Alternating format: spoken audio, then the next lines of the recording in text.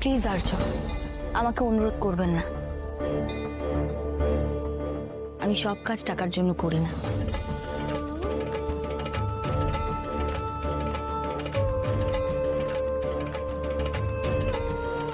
এক মিনিট, কিছু বলবে অপর্ণা? হ্যাঁ, আমার একটা জিনিস জানার ছিল। আপনি আমার হয়ে এই কেসটা লড়লেন, উপযুক্ত প্রমাণ জোগাড় করলেন, কিন্তু তার জন্য টাকা নেবেন না বলছেন, কিন্তু কেন? মানে এই সব করার উদ্দেশ্যটা ঠিক কি?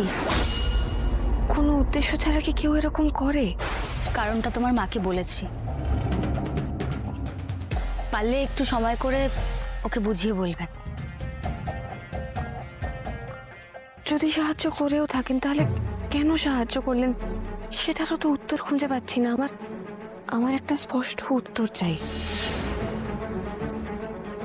শুধু সাহায্য করা উদ্দেশ্য হতে পারে না। সত্যি কথা বলবো? হ্যাঁ, উদ্দেশ্য তো আছে আমার।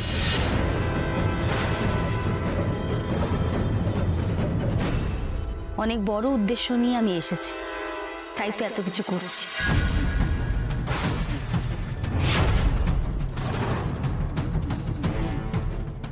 এই মহিলাকে আমার ঠিক সুবিধা লাগছে না sir.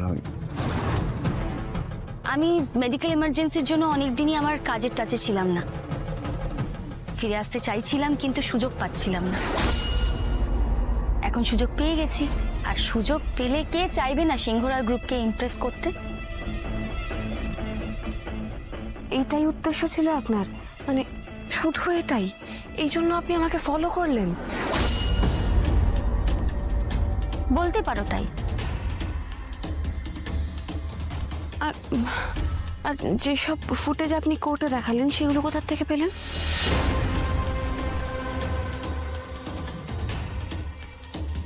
You are right Aparna.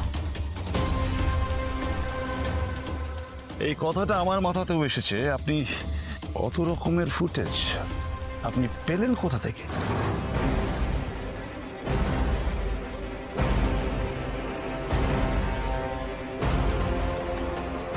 কিঙ্কর এখানে প্রশ্নটা ভুল করেনি।